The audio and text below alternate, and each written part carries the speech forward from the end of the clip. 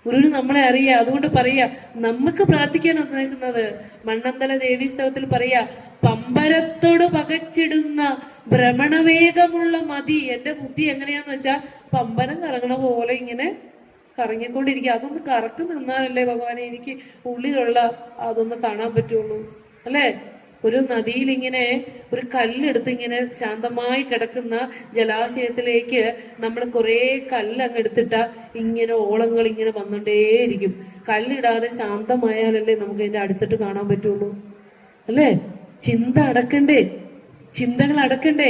ഏകാന്തമായ ഒരിടത്തിരുന്ന് ചിന്തകൾ അടക്കി ഒരു മന്ത്രം മാത്രം, ശ്രീനാരായണ പരമഗുരവേ നമ. നിങ്ങൾ ഏത് മന്ത്രമാണ്, ഓം നമോ നാരായണായ, ഓം ഗുരുവായൂരപ്പ എന്നോ, അല്ലെങ്കിൽ ഓം ദേവി എന്നോ, അമ്മേ നാരായണ എന്നോ, ഏത് നാമവും എടുക്കാം. നമുക്ക് എന്തിലാണോ നമ്മുടെ ഇഷ്ടം ആ നാമം എടുത്തുകൊണ്ട് നമുക്ക് ചൊല്ലി ചൊല്ലി തെളിയേണ്ട ഉള്ളിലാണ്.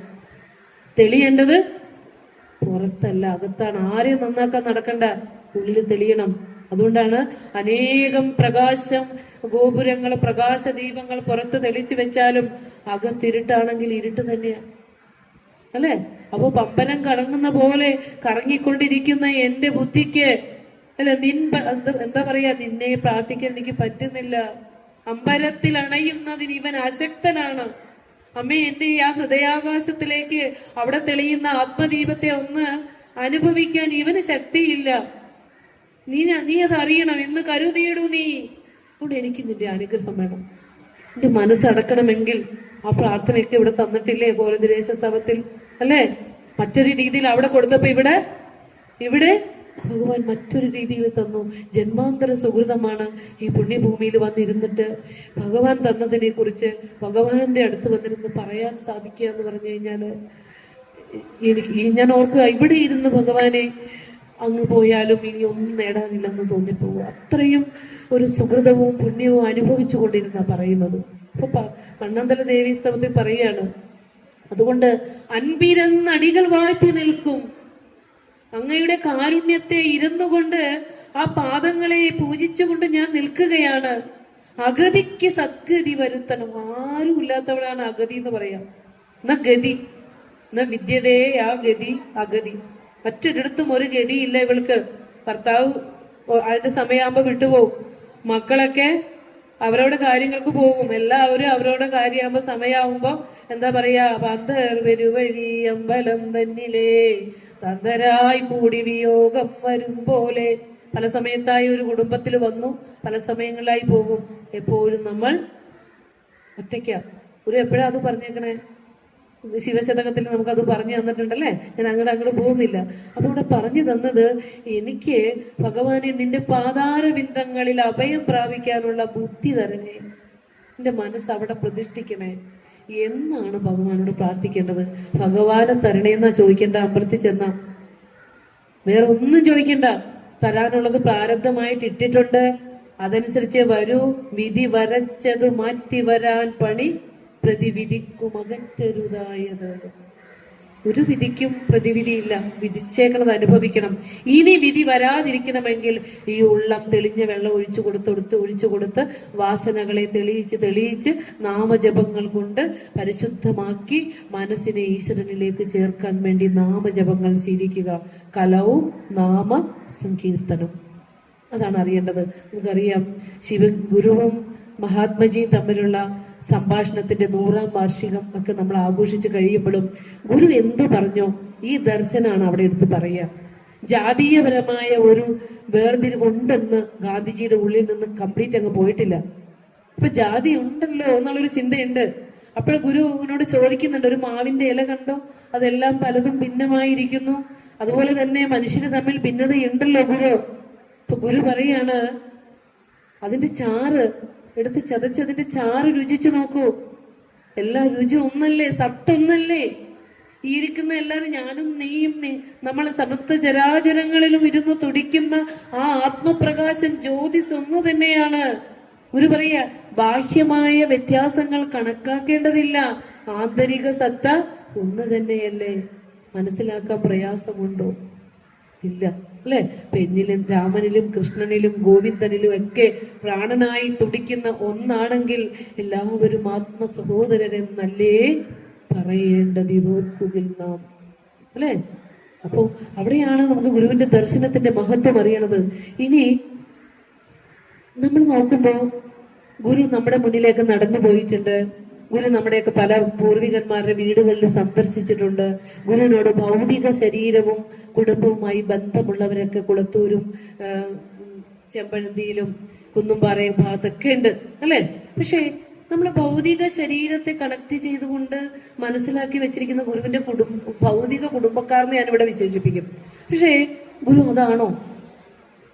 ഈ ലോകത്ത് മനുഷ്യൻ കണ്ണീരിലാഴുമ്പോൾ, ധർമ്മം നഷ്ടപ്പെട്ട് അധർമ്മം ഈ ലോകത്ത് കൊടികുത്തി വാഴുമ്പോൾ മനുഷ്യന്റെ കണ്ണീരൊപ്പാനായിട്ട് സാക്ഷാൽ ജഗദീശനം തന്നെ ഒരു ശരീരം സ്വീകരിച്ച് ഈ ലോകത്തേക്ക് എത്തും. അങ്ങനെ മണ്ണിന്റെ കണ്ണീരൊപ്പാൻ ഗുരുസ്വരൂപം സ്വീകരിച്ചുകൊണ്ട് ചെമ്പഴന്തിയിലേക്ക് എത്തിയ ആ അവതരിച്ച മഹാഗുരു ഒരിക്കല് ഇവിടെ പോകുന്നുണ്ട്. എവിടെയാ? രമണാശ്രമത്തിൽ പോകുന്നുണ്ട്. വായിച്ചിട്ടുണ്ടോ നിങ്ങൾ രമണാശ്രമം? നിർവൃതി പഞ്ചകം ഗുരുവിന്റെ കൃതി കേട്ടിട്ടുള്ളവരുണ്ടോ? നിർവൃതി പഞ്ചകം ഉണ്ട്. കൈകളൊക്കെ ഇനി ഉയരണം കൊണ്ടാ, കുറച്ച് ഗുരുവിനെ പഠിച്ചു തുടങ്ങണം.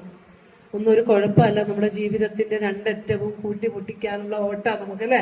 അതിന്റെ ഇടയിൽ 1 മണിക്കൂറെങ്കിലും ആധ്യാത്മിക പഠനത്തിന് നാം മാറ്റിവെക്കേണ്ടതുണ്ട്. അപ്പോ ഗുരു ഈ കാഞ്ചീപുരത്ത് ശ്രീനാരായണ സേവാശ്രമം ഉദ്ഘാടനം ചെയ്യാൻ പോകുന്നുണ്ട്. ഗോവിന്ദാനന്ദ സ്വാമികള് പണി കഴിപ്പിച്ച ആശ്രമം ഉദ്ഘാടനം, ഭദ്രദീപ പ്രകാശനത്തിന് ഗുരുവിന്റെ തന്നെ ഫിയറ്റ് കാറിലെ ശിഷ്യഗണങ്ങളോടൊപ്പം പോണ കേട്ടോ. അങ്ങനെ ഗുരുവിനെ കൊണ്ടു നടക്കണേ. ആ പാദം നിലത്ത് തൊട്ടാൽ അപ്പം അവിടെ കാർപ്പറ്റ് വിരിക്കും. എവിടെയെങ്കിലും നടക്കണം എന്നുണ്ടെങ്കിൽ അറ്റം വരെയും വിരിക്കും. ഗുരുവിന്റെ കാല് തോണിയിൽ നിന്ന് ഇറങ്ങി ചവിട്ടേണ്ട വരെയും, അല്ലേ? അത്ര എന്താ പറയാ, ഭഗവാനെ അത്ര അറിഞ്ഞവരാണ്, അറിഞ്ഞനുഭവിച്ചവരാണ്. അതുകൊണ്ടാണത്. അപ്പോ അവിടെ എത്തുമ്പോൾ സമീപവാസികളായ ആശ്രമത്തിലെ ആളുകൾക്ക് ക്ഷണം ഉണ്ടായിരുന്നു ഈ ഭദ്രദീപ പ്രകാശനത്തിന് എത്തണമെന്ന്. തിരുവണ്ണാമലയിലും കോവിലൂർ മഠാധിപതി, അങ്ങനെ ചില മഠാധിപതിമാർക്ക് ഇൻവിറ്റേഷൻ കൊടുത്തിരുന്നു. അവരൊക്കെ അവിടെ എത്തി. പക്ഷേ ഈ തിരുവണ്ണാമലയിലെ രമണ മഹർഷിയുടെ ആശ്രമത്തിൽ നിന്ന് മഹർഷി ആശ്രമത്തിൽ കയറിയിട്ട് തിരിച്ചിറങ്ങിയിട്ടില്ല. അപ്പൊ അതുകൊണ്ട് മഹർഷിയുടെ പ്രതിനിധിയായിട്ട് പളനിസ്വാമിയാണ് വിട്ടത് ഉദ്ഘാടന കർമ്മത്തിന്. അതിനുശേഷം അവർ പറഞ്ഞു, സ്വാമി ഞങ്ങളുടെ ആശ്രമങ്ങളും കൂടി സ്വാമി ഒന്ന് സന്ദർശിക്കണം എന്ന് പറഞ്ഞു. അപ്പൊ സ്വാമി പറഞ്ഞു, മലയാളത്തിലേക്ക് പോയിട്ട് തിരക്കുണ്ട്, അതുകൊണ്ട് ഒരു ആശ്രമത്തിൽ നാം സന്ദർശിക്കാം.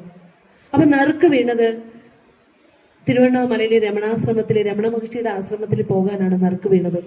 അങ്ങനെ ഗുരു ആ രമണാചലത്തിന്റെ പടികള് അവിടുന്ന് കയറുമ്പോൾ രമണ മഹർഷി പോലും എഴുന്നേറ്റ് ഗുരുവിനെ സ്വീകരിക്കാൻ അവിടെ കയറിയിട്ട് മല ഇറങ്ങിയിട്ടില്ല.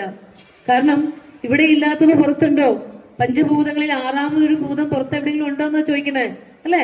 അത്രയും ബ്രഹ്മനിർലീന മാനസനായിരിക്കുന്ന രമണ മഹർഷി ആ 2 പേരുടെ ശിഷ്യഗണങ്ങൾ കൂടെയുണ്ട്. ഒരു അപൂർവ സംഗമം നടക്കുകയാണ്. ഗുരു എവിടെയുണ്ടോ അവിടെയൊക്കെ ശിഷ്യഗണങ്ങൾ ധാരാളം ഉണ്ടാവും. ആ ഒരു നോട്ടം ഒന്നൊന്ന് നോക്കാൻ കിട്ടാൻ വേണ്ടി, കയ്യിൽ നിന്ന് എന്തെങ്കിലും കിട്ടാൻ വേണ്ടി, ഒരു സ്പർശനത്തിന് വേണ്ടി, ആ പാദത്തിലൊന്ന് തൊടാൻ വേണ്ടിയൊക്കെ ആളുകൾ തടിച്ചുകൂടും. അപ്പോ അങ്ങനെയുള്ള ദിവ്യ ആ ഒരു ചൈതന്യം നിറഞ്ഞൊഴുകുന്ന മുഹൂർത്തത്തിലെ ഒരു നോട്ടം നോക്കി രമണ മഹർഷി ഒന്ന് നോക്കി നേരെ ആ ചെമ്പക വൃക്ഷത്തിന്റെ ഒരു മരത്തിന്റെ ചോട്ടിലിരുന്നു. ഗുരു രമണാശ്രമത്തിലെ സന്ദർശക ഡയറിയിലേക്ക് കുറിച്ചിടാനായിട്ട് നിർവൃതി പഞ്ചകം പറഞ്ഞു കൊടുക്കുന്നു. ശിഷ്യൻ എഴുതിയെടുക്കുക. ഒന്നും മിണ്ടിയില്ല. ആളുകൾ വിചാരിച്ചു വിജ്ഞാന ചർച്ചകളുണ്ടാവും, വേദാന്ത ചർച്ചകളുണ്ടാവും, പരസ്പരം പരിചയപ്പെടും, എവിടെ നിന്ന് വന്നു, എങ്ങോട്ട് പോണു, ഇനി എങ്ങോടാ, ഇങ്ങനെയൊക്കെ ചോദിക്കുമെന്ന് കരുതി. ഒന്നും ചോദിച്ചില്ല. അപ്പോ രമണ മഹർഷിയുടെ ആശ്രമത്തിലെ സന്ദർശക ഡയറിയിലെ നിർവൃതി പഞ്ചകത്തിലെ വരികളാണ്: കോ നാമദേശ പ്രവൃത്തി കിയദ്വയഃ ഇത്യാദി വാദോ ഭരതി യസ്യ തസ്യൈവ നിർവൃതി. നമ്മളവിടെ എന്ത് വിചാരിക്കും? ഞാൻ അവിടെ ചെന്നിട്ട് എന്നോട് ഒരു അക്ഷരം മിണ്ടിയില്ല, അല്ലെ? ഇത്ര വലിയ ആളല്ലേ, ചെന്നിട്ട് എന്നോട് എന്താ മിണ്ടാഞ്ഞേ?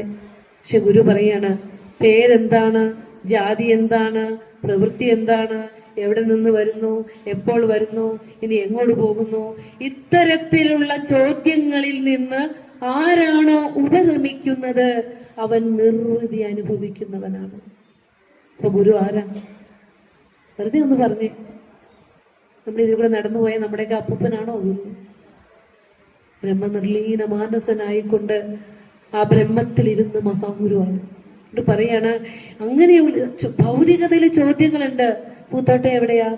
അതിന്റെ ഇപ്പുറത്ത് എവിടെയാ? അതിന്റെ ഇപ്പുറത്ത് വേറൊരാളുണ്ടല്ലോ.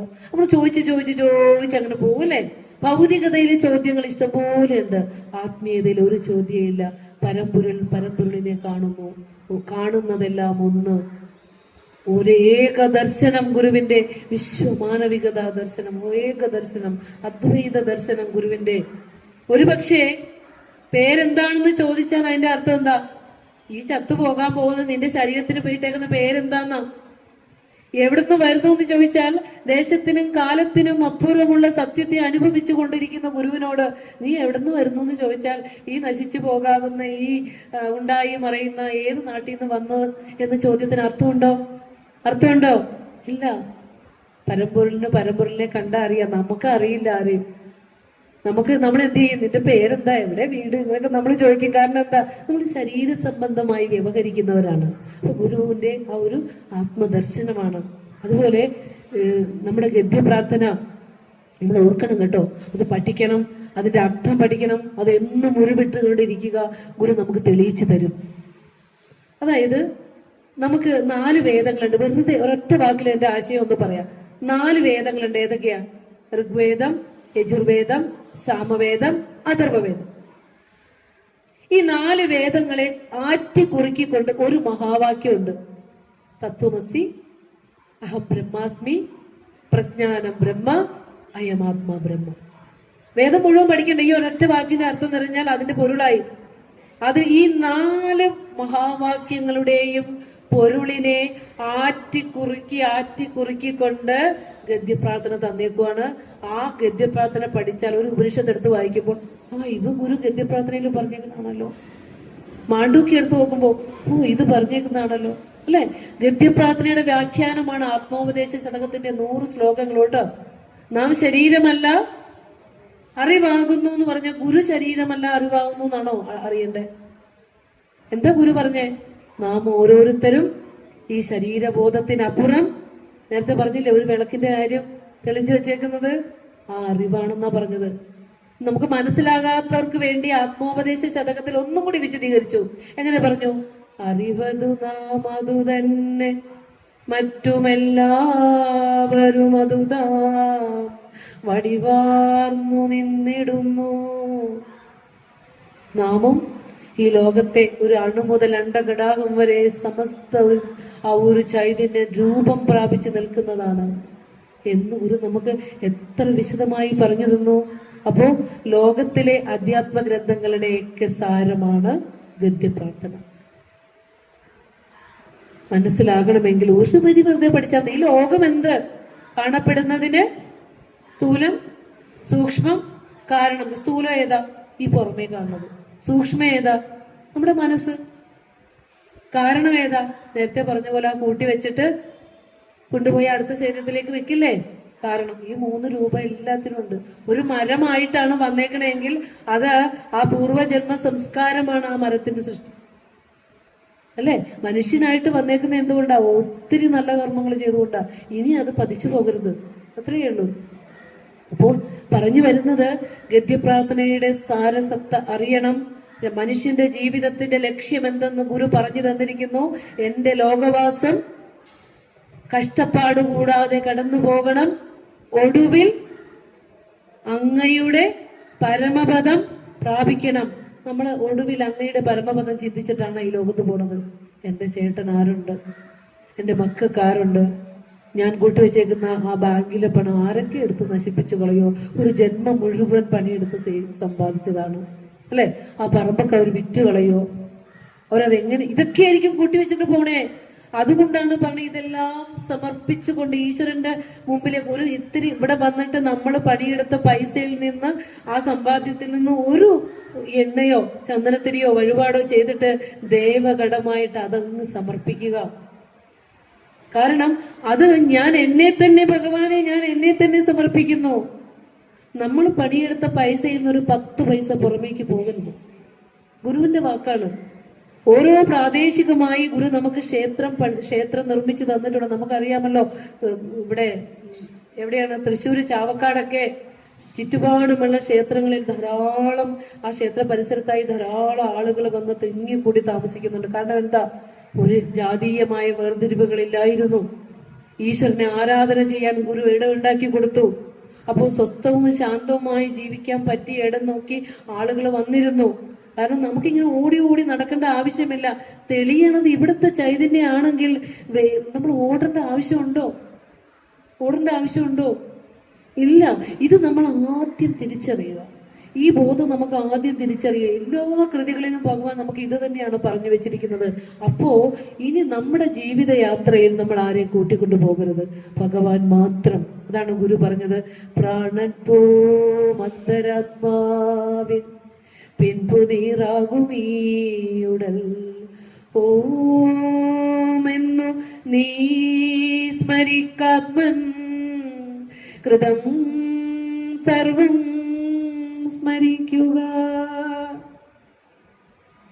അങ്ങനെ പ്രാണനങ്ങ് പോകുമ്പോൾ, ഈ പ്രാണൻ വിശ്വപ്രാണനിലേക്ക് ലയിക്കുമ്പോൾ ഈ ശരീരം അപ്പൊ തന്നെ ചോദിച്ചു തുടങ്ങുക, എപ്പോഴാ എടുക്കണേ, എന്നിട്ട് വേണം എനിക്ക് പോകാൻ, എപ്പോഴാ എടുക്കണേ, അല്ലേ? എല്ലാവരും പറയും, എന്താ പറയാ, കാണുകിലൊരു നൂറ്റാണ്ടിനകത്ത് ഇല്ലെന്നീ കാണൂ നാരായണ ജയ. എല്ലാവരും പറയും, എല്ലാവരും മരിക്കും, പക്ഷെ ഞാൻ 1 നൂറ്റാണ്ട് കഴിഞ്ഞാൽ മരിക്കുള്ളൂ എന്നാണ് നമ്മളെല്ലാരും കരുതി വെച്ചേക്കണം, അല്ലേ? ആ ശ്മശാനത്തിൽ നിൽക്കുമ്പോൾ ഇത്തിരി വൈരാഗ്യം വരും, ഇത്രേ ഉള്ളല്ലേ. എങ്ങനെയൊക്കെ തിലകം ചാർത്തി ചീകിയും അഴകായി പലനാൾ പോറ്റിയ പുണ്യശിരസേ, അല്ലെ? ഉലകം വെല്ലാൻ ഉഴറിയ നീയോ, അല്ലെ? ഒരു തലയോടായിട്ട് കിടക്കണം, അല്ലെ? അത്ര മതി നമുക്ക്. അപ്പൊ അതിലേക്ക് പോകുന്നതിന് മുമ്പ് നമുക്ക് ചെയ്തു തീർക്കാനുള്ള കാര്യങ്ങളാണ് ഗുരു നമുക്ക് പറഞ്ഞു തന്നേക്കണേ. അത് ഓരോന്നെടുത്തിട്ട് ഒരു അച്ഛൻ മക്കൾക്ക് തരുന്ന വാത്സല്യത്തോടെയാണ് ഭഗവാൻ നമുക്ക് അതെല്ലാം തന്നേക്കണേ. ചേർത്ത് പിടിക്കുക ഗുരുവിനെ, അല്ലെ? നേരായി വന്നിടുക, വേറെ ആരുമില്ല ഗതി എന്ന് ഗുരു നമ്മളെ പഠിപ്പിച്ചു തന്നു. ഭഗവാന്റെ പാദങ്ങളിൽ സമർപ്പിക്കുക. വേറെ ആരെയൊക്കെ നമ്മൾ ആശ്രയം വെച്ചാലും നമ്മളിൽ നിന്ന് അകത്ത് പോകുന്നതാണ്. പ്രണവമുണർന്ന് പിറപ്പൊഴിഞ്ഞു വാഴുന്ന ഒരു ഗുരുവിനെ കിട്ടുക എന്നുള്ളത് ലോകത്തിൽ ഭാഗ്യശാലികൾക്ക് കിട്ടുള്ളൂ. ആ ഗുരുവിനെ കിട്ടിയിട്ടും ഇച്ചിരി കൽക്കണ്ട കരിയും മിന്നാമിനിങ്ങിന്റെ വെട്ടമൊക്കെ തേടി പോകല്ലേ. കാരണം ഗുരു പരമ്പൊരുളിനെ സാക്ഷാത്കരിച്ച് പരമ്പൊരുളായ ഗുരുവാണ്. അപ്പൊ അത് അറിയണമെങ്കിൽ നമ്മൾ ഗുരുവിന്റെ കൃതിയിലൂടെ സഞ്ചരിക്കുക തന്നെ വേണം. ഇനി അടുത്തത് കൊലദ്രേശ സ്ഥലം നമ്മൾ പറഞ്ഞു. അടുത്തൊരു ചതയ പ്രഭാഷണം വരുമ്പോൾ ഇവിടെ ഈ വേദിയിൽ നിങ്ങൾ അതിന് മുമ്പൊക്കെ ക്ഷേത്രത്തിൽ വരണം കേട്ടോ, അന്നേരം വരണം നല്ല അർത്ഥം. 2 കൃതിയും പഠിച്ച് ഭഗവാന്റെ മുന്നിൽ വെച്ച് സമർപ്പിക്കുക. അതിൽ പറഞ്ഞിരിക്കുന്ന ഓരോ കാര്യങ്ങളും വിഭാവനം മനസ്സിൽ ചിന്തിച്ചും അർത്ഥം മനസ്സിലാക്കിക്കൊണ്ട് നമ്മുടെ ജീവിതത്തിലേക്ക് നമ്മൾ ചേർത്ത് വെക്കേണ്ടതുണ്ട്. കാരണം ഗുരു ആദ്യം പറയുക, കൊലദ്രേശ സ്ഥലത്തിൽ പറയുക, ദാരിദ്ര്യ മഹാദുഃഖം അണഞ്ഞിടരുതെന്നിൽ ദൂരത്തകലേണം മതമെന്നും സുജനാനാം ചാരത്തു വസിപ്പാനൊരു ഭാഗ്യം വരണം. അപ്പൊ ദാരിദ്ര്യ മഹാദുഃഖം അണഞ്ഞിടരുത്. അപ്പൊ എന്താ ദാരിദ്ര്യ മഹാദുഃഖം? 3 നേരം കഴിക്കാനുള്ളത് മുട്ടരുതെന്നാണോ? അതുകൊണ്ട് അതിന്റെ ഒപ്പം എന്തൊക്കെയാ? കാരണം ദൂരത്തകലേണം മതമെന്നും ഗുരു പറഞ്ഞിട്ടുണ്ട്. കാരണം സത്യത്തിന്റെ, ധർമ്മത്തിന്റെ, അനുകമ്പയുടെ, സംസ്കാരത്തിന്റെ ഒക്കെ ദാരിദ്ര്യം നമുക്കുണ്ട്, അല്ലെ? ഭക്തിയുടെ ഒക്കെ ദാരിദ്ര്യമുണ്ട്. ഈ ദാരിദ്ര്യ മഹാദുഃഖം എന്നിലേക്ക് അണഞ്ഞിടരുത്. കാരണം ഇതൊക്കെ എനിക്ക് വരാൻ കാരണം എന്താ? സത്യധർമ്മങ്ങൾ വെടിഞ്ഞ് ജീവിക്കരുത് എന്ന് ഗുരു പറഞ്ഞു. അനുകമ്പയുണ്ടാകണമെന്ന് പറഞ്ഞു, അല്ലെ? കൃപാലുവാകണമെന്ന് പറഞ്ഞു. ഇതൊക്കെ എനിക്ക് ഇല്ലാത്തതിന്റെ കാരണം എനിക്ക് മതമുണ്ട്. മതം എന്ന് പറഞ്ഞ എന്താ? അഹന്ത. എന്നീ കൊളുത്തി വെച്ചിരിക്കുന്ന ജീവചൈതന്യത്തിനപ്പുറം മനസ്സിലൊരു അഹന്തയുണ്ട്. ഞാനാണ് ഇതിന്റെ അധികാരി, ആരാണ് എന്നോട് ചോദിക്കാൻ? അല്ലെ? എൻ്റെ മക്കളെ വളർത്തിയത്, സ്വത്തുണ്ടാക്കിയത്, സമ്പാദ്യം ഉണ്ടാക്കിയത്, എൻ്റെ മകനെ എഞ്ചിനീയർ ആക്കിയത് എൻ്റെ ഭർത്താവ് അല്ലെങ്കിൽ ഞാൻ പഠിപ്പിച്ച ജോലി കൊണ്ടാണ്. ആലോചിച്ച് നോക്കിയേ, ഈ ചൈതന്യം അനുവദിച്ചില്ലെങ്കിൽ ജോലി എടുക്കാൻ പറ്റുമോ? ഈശ്വര പ്രകൃതിക്ക് അനുയോജ്യമായി നമ്മൾ ഓരോരുത്തരും ചലിച്ചുകൊണ്ടിരിക്കുന്നു. ഇതറിയണം. ഈ ജന്തുക്കളുണ്ടല്ലോ, മറ്റ് മൃഗങ്ങള്, അവരാണ് ശരിക്കും ഈ ലോകത്ത് ജീവിക്കണത്. കാരണം എന്താന്ന് പറയട്ടെ, അവർക്കൊരു പ്രകൃതി കൊടുത്തിട്ടുണ്ട്. ആ പ്രകൃതിക്കനുസരിച്ച് അവർ ജീവിക്കും. ഓന്തിന് ശത്രുക്കൾ വരുമ്പോ ആ പ്രകൃതിയുടെ നിറമായിട്ടങ്ങ് മാറും, അല്ലെ? അപ്പൊ ഈ പ്രകൃതിയിൽ കൊടുത്തത് അനുഭവിച്ചുകൊണ്ട് അവരിവിടെ ജീവിച്ചു പോകും. മനുഷ്യൻ എന്ത് ചെയ്യും? ജീവിതം നയിക്കുകയാ ചെയ്യുന്നത്. ഞാനാണ് ഇതെല്ലാം എന്ന് കരുതിക്കൊണ്ട് ഇവിടെ എന്റെ അതീശതയിൽ എല്ലാം നടക്കുന്നു എന്ന് കരുതുന്നതാണ് നമ്മുടെയൊക്കെ മതം. സറണ്ടർ ആവുക. ഗുരു പറഞ്ഞില്ലേ, അഗതി, അല്ലേ? ഏതാണ് പിണ്ടനന്ദി? നാലാമത്തെ വരി എന്താണ്? അർപ്പിച്ചിടുന്ന അടിയനൊക്കെയും അങ്ങു ശംഭോ എന്ന് പറയണത്. ഈ അടിയ മനോഭാവം നമ്മിലേക്ക് വരുമ്പോൾ മതം പോകും. മനുഷ്യനെ ഈശ്വരനിൽ നിന്ന് അകറ്റുന്നതാണ് മതം. നമ്മുടെ അഹങ്കാരവുമാണ് നമ്മളെ ഈശ്വരനിൽ നിന്ന് അകറ്റി കളയുന്നത്. ഈ അഹങ്കാരം പോകുമ്പോൾ നമുക്ക് ഈശ്വരഭക്തി വരും. അതാണ് ഗുരു നമ്മളോട് പറഞ്ഞു തന്നിരിക്കുന്നത്. അതുപോലെ തന്നെ മറ്റൊരു കാര്യം പറഞ്ഞിട്ടുണ്ട് കോലദിനേശ സ്തവത്തിൽ. എന്താണെന്നറിയോ? ഞാൻ ഇവിടുന്ന് പോകുമ്പോൾ ഞങ്ങൾ പല പല ഭക്തികൾ ഇരിക്കുന്നതാണ്. ടീച്ചർ വന്ന് ഞങ്ങളെ തെറ്റി കാര്യം, ശിവഗിരി തീർത്ഥാടനത്തിന്റെ ഭാഗമായി നമ്മൾ ശിവഗിരിയിൽ എത്തുമ്പോൾ തീർച്ചയായും സന്ദർശിച്ചു പോകേണ്ട പുണ്യമായ ഇടമാണ് കുളത്തൂർ. കാരണം കുളത്തൂരിനെ അറിയാതെ ഗുരുദേവ ചരിത്രം പൂർണ്ണമാകുന്നില്ല. അപ്പൊ ഒരിക്കലെങ്കിലും ഈ ക്ഷേത്രത്തിൽ വന്ന് ആ ഭഗവാന്റെ ചൈതന്യത്തിന്റെ മുന്നിൽ നിന്നിട്ടുള്ള മനുഷ്യർക്ക് ഒരിക്കലും ഒഴിഞ്ഞ മനസ്സോടെ പോകേണ്ടി വരില്ല, നിറഞ്ഞു പോകാൻ സാധിക്കും. അതുകൊണ്ട് യൂട്യൂബിലൂടെ ശ്രമിക്കുന്നവരോടും കൂടി പറയുകയാണ്, തീർത്ഥാടന വേളയിൽ നിങ്ങൾ എത്തുമ്പോൾ തീർച്ചയായും കുളത്തൂര് സന്ദർശിച്ച് തന്നെ പോകണം. ഇനി കോലദിനേശ സ്തവത്തിലെ ഗുരു പറഞ്ഞിരിക്കുന്ന ഒരു കാര്യം, ഓനന്തയില് പറയുന്നൊരു കാര്യമുണ്ട്. അവര് നല്ല ഭക്തരായിരുന്നു, പല പല ഭക്തിയിൽ ഓടിക്കൊണ്ടിരുന്നവരാണ്. ഭക്തി ദർശനവും ക്ലാസ്സും കഴിഞ്ഞതിന് ശേഷം അവർ പറഞ്ഞത്, ഭക്തിയെക്കുറിച്ച് ഞങ്ങൾക്ക് ഒത്തിരി തെറ്റായ ധാരണകളായിരുന്നു. ഞങ്ങളുടെ ശാഖകളിലൊക്കെ ഗുരുവിന്റെ ഭക്തി ദർശനവും ഗുരുവിനെയും പരിചയപ്പെടുത്തണമെന്ന് പറഞ്ഞു. ആ രീതിയിലേക്ക് മനുഷ്യൻ ചിന്തിച്ചെത്തുന്നുണ്ട്. ഇവിടെ ഗുരു നമുക്ക് പറഞ്ഞു തന്നു. നിങ്ങൾ ശ്രദ്ധിച്ചിട്ടുണ്ടോ? ദാതാവിനും മാധവനും കൂടിയമേയം വീതാവതി നിൻ വൈഭവം ആരാണുര ചെയ്യുവാൻ ഏതാനും ഇവനുള്ള അഭിലാഷങ്ങൾ പറഞ്ഞേൻ കോലത്തുകര കോവിലിൽ വാഴും ഭഗവാനേ. ചൊല്ലുവിടല്ലേ കേട്ടോ, ഗുരുവിന്റെ ഓരോ വാക്ക് വെറുതെ ചൊല്ലുവിടല്ലേ. മനനം ചെയ്ത് ശ്രവണം, മനനം, നിധിധ്യാസനം ഉറപ്പിക്കണം. ദാതാവിനും ബ്രഹ്മാവിനും മാധവനും വിഷ്ണുവിന് പോലും അമേയം അളക്കാൻ പറ്റാത്ത ചൈതന്യത്തെ ഗുരു പ്രതിഷ്ഠിച്ചത്. ഒരു ഗുരുസ്വരൂപം ഒരു വിഗ്രഹത്തെ വെക്കുമ്പോൾ ഗുരുവിന്റെ ആത്മചൈതന്യമാണ് വിഗ്രഹത്തിലേക്ക് പ്രതിഷ്ഠയായി തന്നിരിക്കുന്നത്. അതിനപ്പുറം ഈ ലോകത്ത് വേറെ പ്രതിഷ്ഠ എന്താ ഉള്ളത്? അതാണ് പറഞ്ഞത്, ബ്രഹ്മാവും വിഷ്ണുവിന് പോലും അവര് പോലും ഭജിക്കുന്ന പരമ്പൊരുളിനെയാണ് നമുക്ക് തന്നിരിക്കുന്നത്. ദാതാവിനും മാധവനും കൂടി അളക്കാൻ പറ്റാത്ത അമേയമായ അളവറ്റതായ ആ വൈഭവത്തെ ആരാണുര ചെയ്യുവാൻ? ഗുരുവിന് പറ്റണില്ല, പിന്നെയാണോ ഏഴകളായ നമ്മള്, അല്ലെ? ആരാണുര ചെയ്യുവാൻ ഗുരു ചോദിച്ചിരിക്കുകയാണ്. അപ്പോ നമ്മുടെ ക്ഷേത്രത്തിന്റെ മഹത്വം ആദ്യം നമ്മൾ അറിയുക, അല്ലെ? എന്നിട്ടാണ് പ്രാർത്ഥിക്കുന്നത്, ഏതാനും ഇവനുള്ള അഭിലാഷങ്ങൾ പറഞ്ഞേ. ഞാൻ പറഞ്ഞു പോകും, എല്ലാം എന്റെ കർമ്മത്തിന്റെ ഫലമായി എന്റെ ശരീരം വന്നിരിക്കുന്നു എങ്കിലും ഭഗവാനെ ദുഃഖം സഹിക്കാൻ പറ്റാതെ ചോദിച്ചു പോകും, അല്ലെ? പൊറുക്കണം ആണ് പറഞ്ഞ. മാലുണ്ട് അതുരയ്പ്പാൻ കഴിവില്ല ശിശുവിന്റെ പോലിങ്ങു നിരർത്ഥ ധ്വനിയാണെന്റെ പുലമ്പൽ. അവസാനം പ്രാർത്ഥിക്കാനും ഗുരു പഠിപ്പിക്കുന്നുണ്ടല്ലേ. അപ്പൊ ഞാൻ പറഞ്ഞു വന്നത്, ബ്രഹ്മാവിനും വിഷ്ണുവിനും പോലും അളക്കാൻ പറ്റാത്ത അമേയ വൈഭവമുള്ള പരമ്പൊരുളിനെ നമ്മുടെ ക്ഷേത്രത്തിൽ ഗുരു പ്രതിഷ്ഠിച്ച് തന്നിട്ടുണ്ട്, അല്ലെ? ഈ കാര്യം ഗുരു കാളി നാടകത്തിൽ പറഞ്ഞു തന്നിട്ടുണ്ട്. മറ്റൊരു രീതിയിലാ പറഞ്ഞത്. എന്താ? മഹാദേവനും ബ്രഹ്മനും മുൻപരായോരഹോ മായയിൽ പെട്ടിരിക്കുന്നു ചിത്രം. മഹാത്മാക്കളായുള്ളവർക്കും നനച്ചാൽ മഹാമായ നിൻ വൈഭവം കിന്തരണ്യം. മഹാദേവനും ബ്രഹ്മനും ഒക്കെ സത്വരജസ് തമോ ഗുണങ്ങളോട് കൂടിയവരാണ്.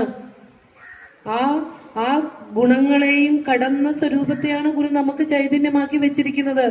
മഹാദേവനും ബ്രഹ്മനും ഒക്കെ എന്താ പറയാ, മായയിൽ പെട്ടിരിക്കുന്നവരാണ്. ഈ പ്രാപഞ്ചിക ശക്തികളാണ്. നമുക്ക് അത് പോരാ, പിന്നെ അപ്പുറമുള്ളതിനെയാ ഗുരു തന്നേക്കുന്നത്. പക്ഷെ നമുക്ക് പാവങ്ങൾക്ക് അറിയില്ല, അതിലേക്ക് എത്താൻ സാധിക്കുന്നില്ല. അതുപോലെ തന്നെ ഗുരു കുണ്ടലിനി പാട്ടിൽ പറയാണ്, പൂമലരോനും തിരുമാലുമാരും നിൻ പൂമിനി കണ്ടില്ലെന്നാടുപാമ്പേ, ആടുപാമ്പേ പുനം തേടുപാമ്പേ, അരുളാനന്ദ കൂത്തുകണ്ടാടുപാമ്പേ. വെണ്ണീറണിഞ്ഞു വിളങ്ങും തിരുമേനി കണ്ണീരൊഴുക കണ്ടാടുപാമ്പേ. ദേഹം നിജമല്ല ദേഹിയൊരുവനീ, ദേഹത്തിലുണ്ടറിഞ്ഞിടുപാമ്പേ. എന്താ പറഞ്ഞത്? പൂമലരോ, ആ പൂവിന്റെ അകത്തിരിക്കുന്ന ബ്രഹ്മാവേ, തിരുമാല് വിഷ്ണു അല്ലേ കൃഷ്ണൻ, അവരാരും പരമാനന്ദം അനുഭവിച്ചിട്ടില്ല. അതായത് ഗുരു കുണ്ടലിനി പ്രാണൻ ഉയർന്ന് ബ്രഹ്മഗ്രന്ഥി, രുദ്രഗ്രന്ഥി, വിഷ്ണുഗ്രന്ഥിയൊക്കെ ഭേദിച്ച് സഹസ്രാര പത്മത്തിലെത്തി പരമാത്മാവുമായി അനുഭവിച്ച ആലയത്തിൽ ഇരുന്നു കൊണ്ട ഗുരു പാടിയത്, പൂമലരോനും തിരുമാലുമാരും നിൻ പൂമേനി കണ്ടില്ലെന്നാടുപാമ്പേ. ഭഗവാന്റെ ആ പരമാനന്ദ അനുഭൂതിയുടെ രസാത്മകതയാണ് അവിടുത്തെ കൃതികളിലൊക്കെ നിറച്ചു വെച്ചിരിക്കുന്നത്. അത് പാവങ്ങളായ നമ്മളോട് പറയുമ്പോൾ ഗുരു നമ്മൾ ഉപയോഗിക്കുന്ന ഭാഷകൾ ഉപയോഗിച്ചിട്ട് ഗുരു ചിജ്ജട ചിന്തനത്തിൽ ഇത് തന്നെ പറയാ, പുതുമാങ്കനി പുത്തമൃതേ ഗുളമേ മധുവേ മധുര കനിയേ രസമേ വിധി മാധവരാതി തിരഞ്ഞിടുമെൻ പതിയേ പദ പങ്കജമേ ഗതിയേ. എന്താ ഇതിന്റെയൊക്കെ അർത്ഥം? ഗുരുവിന്റെ ഭക്തന്മാരാണെങ്കിൽ ഗുരു പറഞ്ഞത് അനുസരിക്കണം, കേൾക്കണം.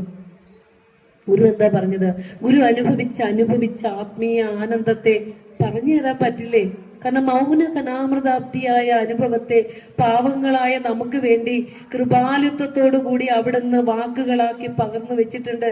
പുതുമാംകനി, അനുഭവിച്ച ആനന്ദം, പുതിയ മാമ്പഴം കഴിക്കും. നമുക്ക് അതൊക്കെയല്ലേ ഇഷ്ടം. നമ്മൾ അതിലേക്കൊന്ന് അനുഭവം, അവിടെ രസമുണ്ടെന്ന് പറയാ ഗുരു.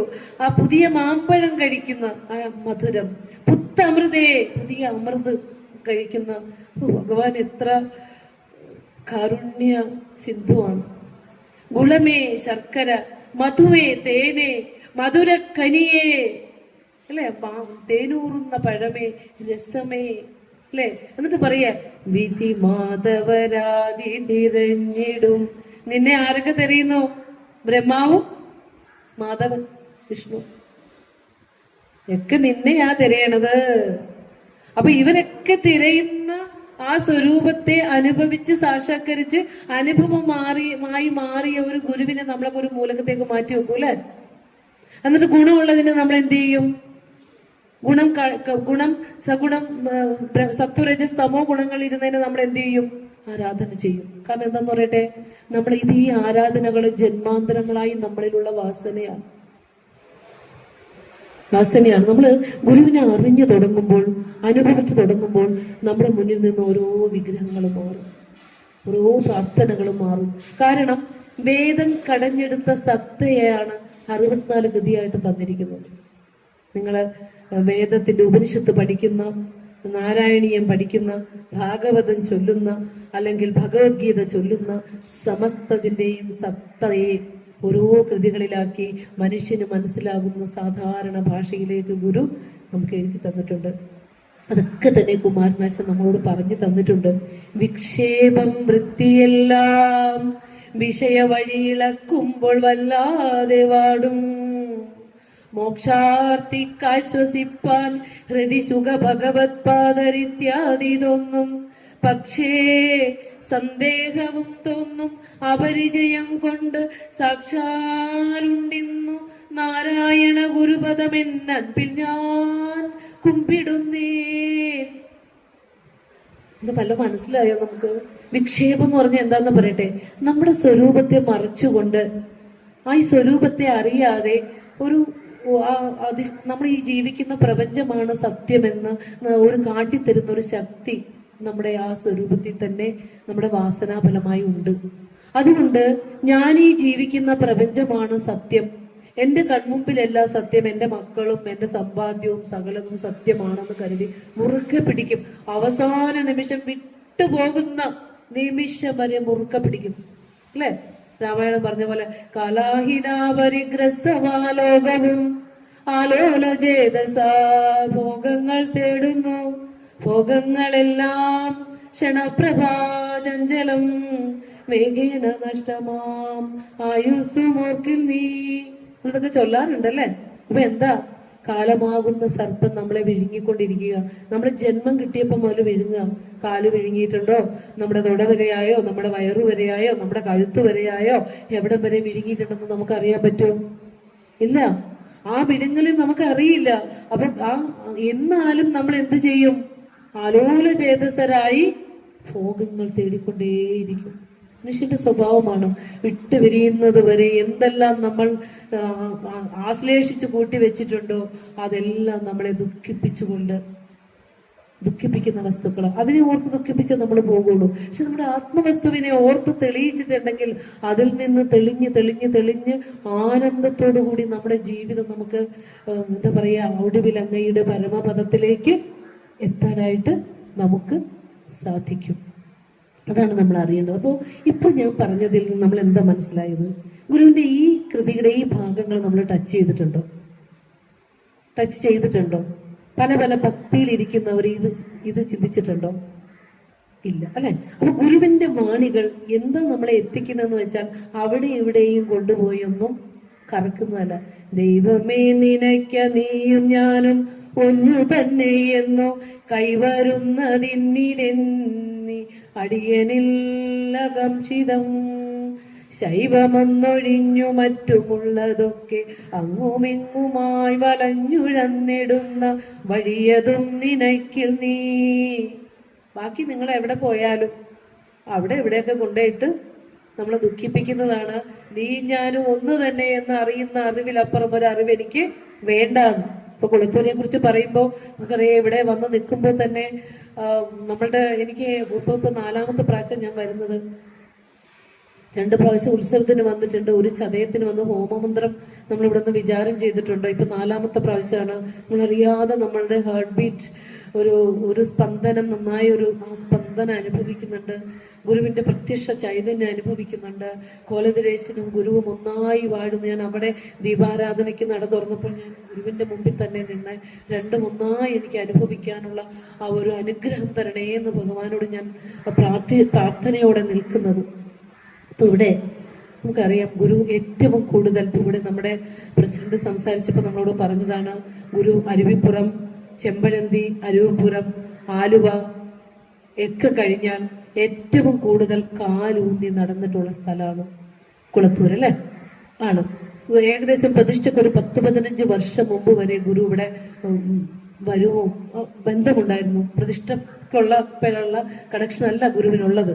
അപ്പോൾ നമുക്കറിയാം, ഇവിടെ നേരത്തെ പറഞ്ഞല്ലോ, വിഷക്കാട് എന്നൊക്കെ അറിയപ്പെട്ടിരുന്ന സ്ഥലമാണ്. നിങ്ങളോട് ഞാൻ ഇവിടുത്തെ ചരിത്രം ഒന്നും പറയുന്നില്ല.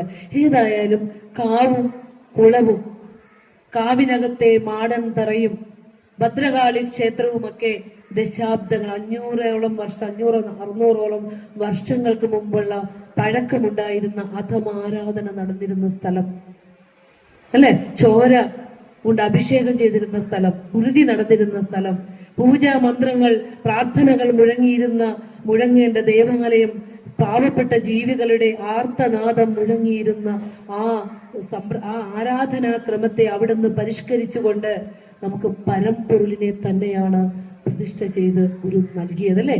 അപ്പോൾ ആ പ്രതിഷ്ഠ ഇളക്കി മാറ്റണമെന്ന് വെച്ചപ്പോൾ നമ്മുടെ പൂർവികർ ആരും തിരുവായ്ക്ക് എതിർവാ പറഞ്ഞു? നോ പറഞ്ഞോ? കാരണം എന്താന്ന് വെച്ചാൽ ഗുരു ആരാണെന്നും ഗുരുവിന്റെ മഹത്വം എന്തെന്നും ഗുരുവിന്റെ ചൈതന്യം എന്തെന്നും അനുഭവിച്ചവരാണ് നമ്മുടെ 2 തലമുറക്ക് മുമ്പുള്ള നമ്മുടെ ഗുരു കാരണവന്മാര്. അപ്പോൾ അത് ആ ഒരു ഗുരുവിന്റെ സർവാധീശത്വവും പ്രഭാവവും അറിഞ്ഞിട്ടുള്ളവരാണ് കുളത്തൂരിലെ നമ്മുടെ പൂർവികര്. അവരുടെ കൃപാലുത്വം ഉള്ളത് കൊണ്ടാണ് നമുക്ക് ഇന്നിങ്ങനെ ഇവിടെ കൂടിയിരിക്കാനും ഇതറിയാനും വിചാരം ചെയ്യാനും നമ്മളിലേക്ക് നമ്മുടെ ശ്രദ്ധയെ ഒന്ന് തിരിച്ചുവിടാനും ഗുരുവിന്റെ കൃതികളും ഗുരുവിനെയൊക്കെ പഠിക്കാനൊക്കെ സാധിക്കുന്നത്. അവര് നമുക്ക് ഉണ്ടാക്കി വെച്ച സംവിധാനമാണ്. അവര് കൊണ്ട വെയിലാ നമ്മൾ അനുഭവിക്കുന്ന തണല്, അല്ലെ? എത്രയോ ക്ലേശങ്ങൾ സഹിച്ചാണ് ഇത്രയും പുണ്യമായ സ്ഥലമാക്കി ഇതിനെ മാറ്റിവെച്ചത്. അപ്പോഴും നമ്മൾ പറഞ്ഞു, ശിവലിംഗദാസ സ്വാമികളെയൊന്നും നമുക്ക് ഓർമ്മിക്കാതെ ഇവിടുന്ന് കടന്നു പോകാൻ പറ്റില്ല. ജഡാഭരത സ്വാമികൾ, അല്ലെ? ജഡാധര സ്വാമികള് അവധൂതനായി എത്തി ഗുരുവിന്റെ അനുഗ്രഹത്തിന് ഏറ്റുവാങ്ങി നമുക്ക് സർവ്വ ചൈതന്യവും പകർന്നുകൊണ്ട് ഗുരുസ്വരൂപമായി തന്നെ നമ്മുടെ മുന്നിൽ നിൽക്കുന്ന ജഡാഭരത സ്വാമികള്, കുളത്തൂർ സ്വാമികള്, അല്ലെ? ഗുരു തന്നെയാണ് ശിവൻ, ശിവൻ തന്നെയാണ് ഗുരു എന്ന് ഉറക്കെ പ്രാർത്ഥിച്ച പിന്നെ ശിവലിംഗദാസ സ്വാമികളെ എല്ലാം ഭക്തിയോടെ ഇവിടെ നിന്നുകൊണ്ട് സ്മരിക്കുകയാണ്. അപ്പോൾ നമുക്കിവിടെ സംസാരിക്കാനുള്ള വിഷയം 12:30 ഒരു 5 മിനിറ്റ് അവിടെ സംസാരിക്കാം, അല്ലെ? നമുക്ക് പൂജ 12:45 ഞാൻ അറിഞ്ഞില്ല. ഞാൻ ഇവിടെ വന്നിരുന്നത് മാത്രമേ എനിക്ക് ഓർമ്മയുള്ളൂ. എങ്ങടെ പോയെന്നും എനിക്കറിയില്ല. ഭഗവാനെ, ശരിക്കും ഒരു ദിവ്യമായ അങ്ങോട്ട് പോയത്. അപ്പോൾ ഇവിടെ പറയാനുള്ളത്, ഗുരു വിഭാവനം ചെയ്ത മനുഷ്യൻ എന്ന ആശയം നമ്മൾ പ്രാവർത്തികമാക്കണമെങ്കിൽ ആദ്യം പറഞ്ഞു കൃപാലുവാക്കണമെന്ന് പറഞ്ഞു, അല്ലെ? അതിൽ കുമാരനാശാന് ഗുരു സ്വന്തം കൈപ്പടയിൽ എഴുതി കൊടുത്തു. എന്താണെന്നറിയോ എഴുതി കൊടുത്തത്? ഈശ്വരാരാധന എല്ലാ ഗൃഹങ്ങളിലും ഹൃദയങ്ങളിലും എത്തണം. വെറുതെ ഈശ്വരാരാധനയല്ല, ഈശ്വര മഹാത്മ പ്രതിപാദകങ്ങളായ ചരിത്രങ്ങളും ശാസ്ത്ര സത്യങ്ങളും പ്രസംഗിച്ച് ധരിപ്പിക്കുന്നതിന് യോഗ്യരായ പ്രാസംഗികരെ കൊണ്ട് പ്രഭാഷണങ്ങൾ നടത്തണം. എന്തിനാ ഗുരു അങ്ങനെ പറഞ്ഞെന്നറിയോ? തെറ്റായ വിശ്വാസങ്ങളിലേക്ക് നമ്മൾ ഇനിയും പോകാതിരിക്കാൻ വേണ്ടി കൂടെ വിജ്ഞാന സദസ്സുകൾ നമുക്ക് നടത്തേണ്ടതുണ്ട്. എല്ലാവരിലും കുടികൊള്ളുന്ന ദൈവത്തെ തിരഞ്ഞ് ദൈവം മനുഷ്യർ കൃത്രിമമായി ഉണ്ടാക്കി വെച്ചിരിക്കുന്ന ദേവാലയങ്ങളിലാണെന്ന് കരുതി ഓടി നടക്കുന്നവരെ ഭാഗവതം പോലും പറഞ്ഞിരിക്കുന്നത് മൂഢന്മാരെന്നാണ്, അല്ലെ? അപ്പൊ ഇത്രയും പരമ്പൊരുളായ ഒരു ഗുരുവിനെ കുലത്തിൽ കിട്ടിയിട്ടും കണ്ണുള്ളിൽ ചെല്ലാതെ ഈ ജന്മം കടന്നുപോയാൽ മഹതീ വിനഷ്ടി, വലിയ നഷ്ടമാണത്. അതുകൊണ്ട് പുറത്തേക്ക് സഞ്ചരിക്കുന്ന നയനങ്ങള് അകത്തേക്കാക്കി ഗുരു ആരാണെന്ന് ചിന്തിക്കണം, ഗുരുവിനെ പഠിക്കണം, ഗുരുവിനെ അറിയണം. അതിന് ഏകമായ മാർഗം ഗുരുവിന്റെ ചരിത്രം പഠിക്കലല്ല, ഗുരുവിന്റെ കൃതികൾ പഠിക്കുക. ഒന്നും വേണ്ടല്ലോ, നമ്മൾ 2 കൃതി നമുക്ക് പഠിച്ചാൽ മതി. കോലദിരേശസ്തവവും ഗദ്യപ്രാർത്ഥനയും, അല്ലെ? ഗദ്യപ്രാർത്ഥന സാരമാണ്. ഞാനൊക്കെ പോകുന്ന വേദികളിൽ, ഏതൊക്കെ വേദികളിൽ പോകുന്നുണ്ടോ, കുളത്തൂരും ഗദ്യപ്രാർത്ഥനയും കോലദിരേശസ്തവവും ഒഴുകി വരാതെ പോരാറില്ല. പലരും പോകാനുള്ള സമയങ്ങൾ, അവിടെ കാണാനുള്ള ആഗ്രഹം ഒക്കെ പ്രകടിപ്പിക്കുന്നുണ്ട്. അപ്പൊ ഇനിയും നിങ്ങളെ ഭക്തരായ നിങ്ങളെയും കൂടി തേടി എത്തുന്നത്, നിങ്ങളെ അങ്ങനെയാ പരിചയപ്പെടുത്തുന്നത്. അപ്പൊ ഇവിടെ വരുമ്പോ നിങ്ങൾക്കത് അറിയില്ലെങ്കിലോ, അല്ലെ?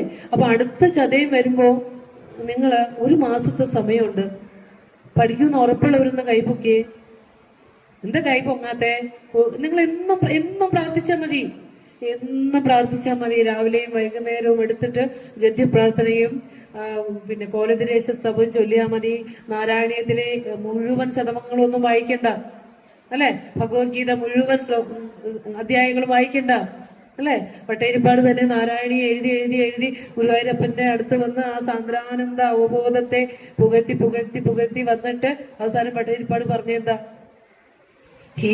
ഓരോ 10 ശ്ലോകം കഴിയുമ്പോഴും പറയും, ഇങ്ങനെയൊക്കെയുള്ള ഗുരുവായൂരപ്പ എന്റെ രോഗമൊന്ന് മാറ്റിത്തരണേ എന്നൊക്കെ പ്രാർത്ഥിക്കും. അവസാന ദശകങ്ങളിലേക്ക് വന്നപ്പോൾ പ്രാർത്ഥിക്കുകയാണ്, ദേഹമോഹം ത്യജ പവനപുരാധീശ യത്പ്രേമഹേതോ ഗേഹേ പുത്രേ കളത്രാദിഷു ച വിവശിതാ ത്വത്പദം വിസ്മരന്തി. എന്നാ പട്ടേരിപ്പാട് പ്രാർത്ഥിച്ച് ഹി ഒരു പുച്ഛത്തോടെ പറയുന്ന മേ ദേഹമോഹം ത്യജ, എന്റെ ഈ ശരീരത്തിലുള്ള മോഹം ഒന്നും ഉപേക്ഷിച്ചതാ ഗുരുവായൂരപ്പ. അതിനു മുമ്പൊക്കെ എന്താ പറഞ്ഞ്? രോഗങ്ങൾ മാറ്റണം എന്നാ പറഞ്ഞു തന്നല്ലേ. അവസാനം പറയാണ് ഈ ശരീരത്തിലുള്ള മോഹമൊന്നും ഉപേക്ഷിച്ചതാ. യത് പ്രേമഹേതോ, ഇതിനെ ഇത്രയും പ്രേമിച്ച കാരണമാണ് ഗേഹേ പുത്രേ കളത്രാദിഷു ച വിവശിതാഹ, ഈ കുടുംബ ബന്ധങ്ങളിൽ പെട്ട്, കുടുംബ ബന്ധങ്ങൾ കൊണ്ട് കളയാനല്ല അർത്ഥം, അതിൽ പെടുമ്പോഴും ലയം പ്രാപിക്കാതെ ഇരിക്കുക, വരുന്ന കർമ്മങ്ങൾ ക്രിയാകലാപങ്ങളില്ലാതെ ശാന്തമായി സമാധാനമായി ചെയ്തുകൊണ്ട് ജീവിച്ചു പോകുക. അതാണ്, അതുകൊണ്ടാണ് പറയുന്നത് പ്രേമഹേതോ ഗേഹേ പുത്രേ കളത്രാദുഷിച്ച വിവശിത ത്വത്പദം വിസ്മരന്തി. നിന്റെ പാദം എനിക്ക് ഓർക്കാൻ പറ്റിയില്ല അല്ലെ, നിന്റെ പാദം എനിക്ക് ഓർക്കാൻ പറ്റിയില്ല. ഞാനൊരു കാര്യം ചോദിച്ചോട്ടെ, നിങ്ങളെ കൊണ്ടേ ഒരു മണിക്കൂർ ഗുരുവായൂരപ്പന്റെ മുൻപിൽ കൊണ്ടേ നിർത്തിയ കുറച്ച് കഴിയുമ്പോ നിങ്ങൾ എന്ത് പറയും? എനിക്ക് എന്റെ വീട്ടിൽ പോകണം പറയോ ഇല്ലേ? പറയും. ഒരു മണിക്കൂർ പോട്ടെ, ഒരു 2 മണിക്കൂർ നിർത്തിയാലോ? കുറച്ച് കഴിയുമ്പോ വിശക്കും അല്ലെ. അപ്പൊ എന്താ അവിടെ ഈ പുറത്തുള്ള എന്ത് ശക്തികളും അകത്തുള്ളതിനെ തെളിയിക്കാനുള്ള ഉപാധികൾ മാത്രമാണെന്ന് നമ്മൾ എന്ന് മനസ്സിലാക്കുന്നു, അന്ന് ഗുരുവിന്റെ ഭക്തി ദർശനം നമുക്ക് മനസ്സിലാക്കും അല്ലെ. അപ്പോ അങ്ങനെ നല്ല മനുഷ്യരായി മാറുക. ഗുരുവിന്റെ സദാചാരം എന്ന കൃതി ഒരു മനുഷ്യനെ എങ്ങനെ നല്ല മനുഷ്യനാക്കി രൂപപ്പെടുത്താം. വേദം തന്നെയാ. തൈത്തിരീയോപനിഷത്തിലെ ശിക്ഷാവല്ലിയിലെ വേദം പഠിച്ചു കഴിഞ്ഞ് നേരെ ഗൃഹസ്ഥാശ്രമത്തിലേക്ക് കടക്കുന്ന ഒരു ശിഷ്യന് ഗുരു കൊടുക്കുന്നതാണ് ആ സദാചാരം. നല്ലതല്ല ഒരുവൻ ചെയ്ത നല്ല കാര്യം മറപ്പത്, നല്ലതല്ലാത്തതുടനെ മറന്നിടുന്നത് ഉത്തമം. ധർമ്മം ജയിക്കുന്നു, സത്യം ജയിക്കുന്നിങ്ങു സർവദാ, അധർമ്മവും ജയിക്കുന്നില്ല, അസത്യവും ഒരിക്കലും. ഇതൊക്കെ വിധി നിഷേധങ്ങളാണ് ഗുരുതരണം. ഇതൊക്കെ ചെയ്യണം, ഇതൊന്നും ചെയ്യാൻ പാടില്ല. ഏതാ ചെയ്യാൻ പാടില്ലാത്തത്? നല്ലതല്ലാത്ത കാര്യം മനസ്സിൽ കൊണ്ട് നടക്കണ്ട, വിട്ട് കളഞ്ഞേക്കുക. സത്യധർമ്മങ്ങൾ വെടിഞ്ഞ് ജീവിക്കരുത്. അനുകമ്പയുള്ളവനായിരിക്കണം, നന്ദിയുള്ളവനാകണം. ആദ്യം നന്ദി ഉണ്ടാകേണ്ടത് എന്താ? നമുക്ക് ശ്രേഷ്ഠ ജന്മമായ മനുഷ്യ ജന്മം തന്നതിനാണ്, ശ്രേഷ്ഠമായ ജന്മം. അതുകൊണ്ടാണ് ഗുരു പറഞ്ഞത് ഒത്തിരി മനുഷ്യന്റെ മാനവിക മൂല്യങ്ങളെ തെളിയിച്ചുകൊണ്ട് നല്ലൊരു മനുഷ്യനായി ജീവിക്കാൻ നമുക്ക് സാധിക്കണം. നല്ല ഈശ്വരഭക്തി, ശരിയായ ഈശ്വരഭക്തിയിലേക്ക് നമ്മൾ എത്തണം. അതിന് മറ്റെങ്ങും ഓടി നടക്കണ്ട. ആ പാഠം ആദ്യം നമ്മൾ പഠിക്കുക. നമ്മുടെ മുന്നിലിരിക്കുന്ന രൂപവും നാമത്തിനും അപ്പുറം നാമരൂപരഹിതമായ ഗുരുവിനെ അറിയാൻ നിങ്ങൾക്ക് സാധിക്കട്ടെ. ഈ ഈശ്വര ചൈതന്യം തുളുമ്പുന്ന, ഗുരു ചൈതന്യം തുളുമ്പുന്ന ഈ പുണ്യമായ സങ്കേതം ലോകത്ത് മുഴുവൻ അറിയപ്പെടുന്ന ഇടമായി മാറണം. തീർത്ഥാടക ലക്ഷ്യങ്ങൾ ഇവിടെ ഒഴുകിയെത്തണം. ഇതിന്റെ അഭിവൃദ്ധി നമ്മുടെ കുടുംബങ്ങളിലും ഈ ക്ഷേത്രത്തിലും ഒക്കെ ഉണ്ടാകട്ടെ എന്ന് പറഞ്ഞുകൊണ്ട് എനിക്ക് കൃപയോടെ ഇതിന് അവസരം തന്ന ഇതിന്റെ ഭാരവാഹികളോടുള്ള സ്നേഹം അറിയിച്ചുകൊണ്ട് എൻ്റെ പ്രിയപ്പെട്ട സഹോദരൻ സുധീഷ് ഇവിടെ എത്തിയിട്ടില്ല. സുധീഷിയോട്, എൻ്റെ ആത്മാക്കളിൽ എൻ്റെ ചേച്ചിയോടെ ഇരിക്കുന്നു, ദിവാരി സാറിൻ്റെ കുടുംബത്തോട് ഒക്കെ ഒത്തിരി നന്ദി പറഞ്ഞുകൊണ്ട് ഈ വാക്കുകൾ ഗുരുപാദങ്ങളിൽ സമർപ്പിക്കുന്നു. ഗുരുവോം തത്സത്.